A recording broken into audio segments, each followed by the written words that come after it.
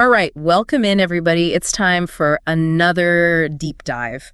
You know how we do it here, cut through the noise and get you right to the heart of the matter. Straight to those golden nuggets. Exactly. And today we're diving into chapter 19 from Living the Way of Truth, Built for Greatness, Built for God, BFG movement. Oh, fantastic. Love that book. It's a good one, right? But we're zeroing in on restore, renewal, and respond. I feel like those words alone, they're powerful, you know? They do have a certain resonance, and I think this chapter is particularly intriguing because it presents they call it a new expression of God's love and how it aims to, restore the truth. Yeah, it's like hitting a reset button, getting back to basics, but doing it in a fresh way. Absolutely. And they do that through these 3 sections, which we're going to unpack. That's our mission for today. So first up, we're going to lay the groundwork with restore, which is like the heart of chapter 19. Right, the foundation. Then we'll move to renewal, where we get this cool framework, the Trinitarian method, also known as MAP, for putting these principles into practice. Love a good framework. And finally, we'll wrap things up with respond, which is all about connecting these ideas to bigger spiritual themes. Absolutely. And just to be clear, everything we're talking about today is all drawn directly from chapter 19. We're sticking to the source material here. Your one-stop shop for chapter 19 wisdom. So let's kick things off with restore. What's the main takeaway, the big idea that jumps out at you? Well, the chapter starts off pretty strong, challenging us to rethink how we approach, virtue. It says, do away with your display of sainthood, abandon cleverness, so people can benefit 100-fold. Now, that's a statement that really makes you think. It does make you pause. Why would we want to do away with appearing, holy or clever? It's almost counterintuitive. Exactly. And the chapter seems to suggest that maybe when we're too focused on showcasing our goodness or intelligence, we might actually create a barrier between ourselves and others. It's like we're putting on a performance instead of being genuine. And that reminds me of Matthew 23:27 and 28, where Jesus, criticizes the Pharisees for being all about outward appearances while neglecting their inner state. It's like, are we really cultivating virtue or just projecting an image? It's a good question. Right. And the chapter goes on to say, do away with your display of kindness, abandon self-righteousness, so people can return to faithfulness and love. It makes you wonder, can kindness even be a performance? That's deep. Are we being kind because we genuinely care or because we want to look good? And how does self-righteousness, that feeling of being morally superior, how does that affect our ability to truly love and connect with others? Right. It's like true compassion, real love. It doesn't need a spotlight. It just is. Thinking back to those times when I felt truly cared for, it never came with a sense of look how good I am for doing this. The chapter connects this to 1 Corinthians 2.45 and James 3.1 through 18, which emphasize, genuine wisdom and the power of the Spirit over just outward show. It's about being real, not putting on an act. And the chapter even addresses the use of intellect. It says, do away with your display of cleverness, abandon profiteering, so bandits and thieves will no longer exist. Wow.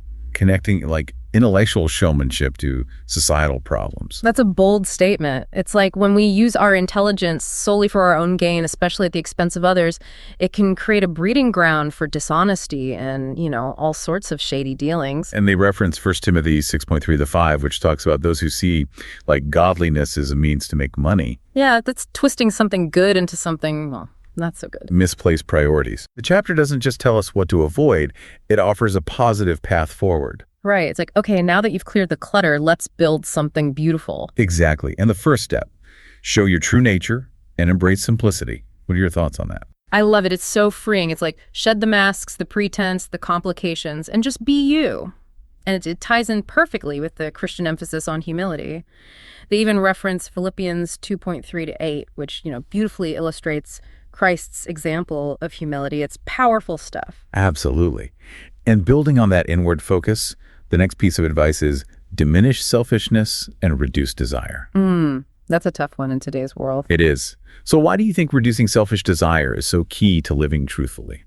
It seems like when we're constantly focused on what we want, what we need, we can miss the bigger picture. We become blind to the needs of others and, lose sight of what really matters. Makes sense. Our selfish desires and, more selfless spirit. And then there's Mark 4.1 where it says that worldly desires can choke out the good stuff. Yeah, the stuff that truly nourishes us.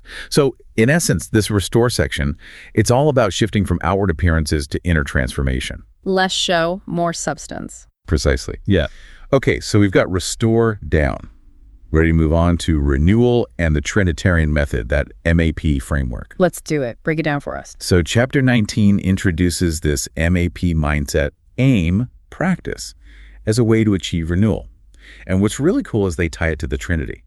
God's love shapes our mindset, trust in the Son guides our aim, and faith in the Holy Spirit empowers our practice. That's really interesting. It's like a holistic approach to transformation, right? It starts with our thoughts, then moves to our intentions, and finally to concrete actions. Exactly. And I think it's helpful to break it down step by step. So let's start with mindset. Mindset, the foundation. Right. And the first point under mindset is embracing authenticity over superficial virtue. Which ties back to what we were just talking about, letting go of those outward displays of holiness. Right. But it's more than just avoiding something. It's about cultivating a genuine belief in the power of being real. It's like an internal shift. It's not about impressing others. It's about acting from a place of sincerity. Exactly. And that translates to doing good deeds without needing recognition. Just doing the right thing because it's the right thing to do. They connect this to Matthew 6.1-4, which talks about doing good deeds in secret. And Proverbs 3.27 about not withholding good when we have the power to do it. It's about the heart behind the action. Absolutely. And the next part of mindset is living humility over self-righteousness. So how would you distinguish between humility and self-righteousness? Humility to me is about recognizing we're all in this together, We all have our strengths and weaknesses. Self-righteousness, on the other hand, it's like building a wall. It creates separation and judgment. Yeah, it's that holier-than-thou attitude. Exactly. And this section encourages us to let go of that need to feel superior and just focus on loving and caring for others without judgment. And they give some really practical examples. Yeah, like helping someone without expecting praise, volunteering because you genuinely care. It's not about you, it's about them. And they connect this to 1 Corinthians 13.4-5, which describes the selfless nature of love, and Matthew 7.1-2, which warns against being judgmental. Good stuff. Okay, moving on to the third point under mindset, pursuing honesty and integrity over profiteering. This is where our thoughts directly impact our actions, especially when it comes to things like money and business. Right, ethical behavior. So how does our mindset influence our choices in those areas? Well, if honesty and integrity are our core values, then fairness and ethical conduct will naturally follow. We won't be tempted to cut corners or exploit others for personal gain. It's about serving others, not exploiting them. And they give real-world examples like ethical business practices, fair wages, being honest in all our dealings. And there are scriptural references too, like Ephesians 4.28, which encourages us to work so we can share with those in need, and Luke 3.14, advising soldiers to be content with their wages and not extort anyone. It's about doing the right thing even when it's hard. Absolutely. Okay, next up under mindset is cultivating simplicity and authenticity in life. I love this one. What do you think? It's about getting back to the basics, right? Stripping away all the unnecessary stuff, all the distractions, all the things that clutter our lives and our minds. And focusing on what truly matters. Exactly. Our relationships, our values, our connection to something bigger than ourselves. They even talk about prioritizing meaningful relationships over material possessions. That's a powerful message in today's consumerist society. And they connected to Matthew 6.25-26, which tells us not to worry so much about material needs, and Proverbs 19.1, which emphasizes the value of integrity over wealth. It's about quality over quantity, depth over superficiality. Okay, last point under mindset, fostering contentment and reducing desire for material gain.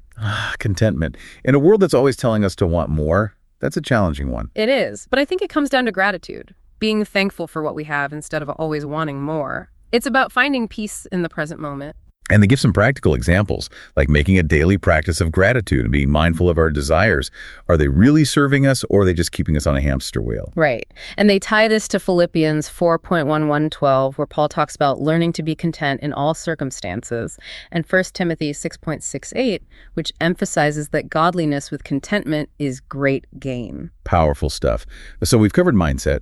What about aim? How does that fit into this MAP framework? Well, it's like taking those mindsets, those internal beliefs, and turning them into deliberate intentions. It's about saying, okay, this is what I believe, and now this is what I'm actively striving for. It's about moving from thought to action. Exactly. So, for example, instead of just embracing authenticity, the aim becomes aim for authenticity. Making a conscious choice to be genuine in our interactions. And they use that same line from the chapter, do away with your display of sainthood. But now it's about intentionally pursuing genuineness, not just avoiding pretense. The real-world application talks about acting with integrity even when no one's watching and focusing on the long-term impact of our actions. And the scriptural references stay consistent, reinforcing the core principle. Right. And this pattern continues across all 5 principles. We go from a mindset of humility to aiming for humility in our interactions. From a mindset valuing integrity to aiming for honesty and fairness in our dealings, and so on. It's like setting our sights on a target and then moving towards it. And that brings us to practice. How do we actually put these aims into practice? This is where the rubber meets the road. It's about taking concrete steps to cultivate these qualities.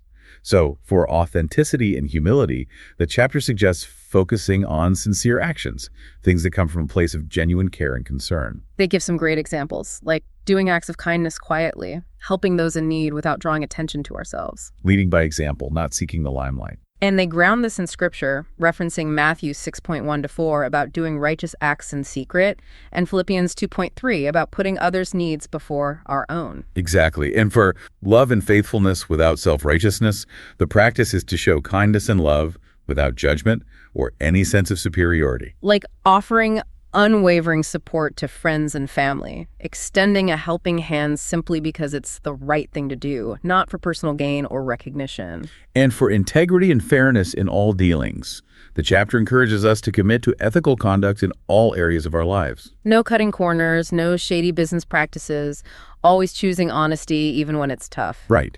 And for simplicity and returning to your true nature, the practice is all about simplifying our lives, decluttering our physical spaces, and focusing our energy on what truly matters. Less stuff, more meaning. And for contentment and letting go of excess desire, it's about cultivating gratitude and being mindful of our desires. Do they truly bring us joy, or are they just keeping us trapped in a cycle of wanting more? Right. So this MAT method, it's a practical roadmap for personal and spiritual growth. It starts with our thoughts, moves to our intentions, and culminates in tangible actions. It's a comprehensive approach to renewal. Love it. All right. Ready to dive into the final section? Respond. Let's do it. So this section explores how personal renewal can lead to a transformation of our spirit, a deeper understanding of holiness, and a greater openness to dialogue with people from different backgrounds and belief systems. It's like taking these principles and seeing how they resonate on a universal level. Exactly. And what's really fascinating is how the chapter highlights parallel teachings from various world religions. So for humility and authenticity, they bring in quotes and concepts from Christianity, Buddhism, Hinduism, and Islam. It's amazing how these different traditions all converge on this idea of inner character over outward appearances. And they give that simple real-world application, helping others without seeking recognition. That transcends any specific faith. It's just basic human goodness. And they reference Matthew 6.1, the Dhammapada, verse 224, the Bhagavad Gita 3.19, and a hadith on humility. It's like a global chorus singing the same song. Love that imagery.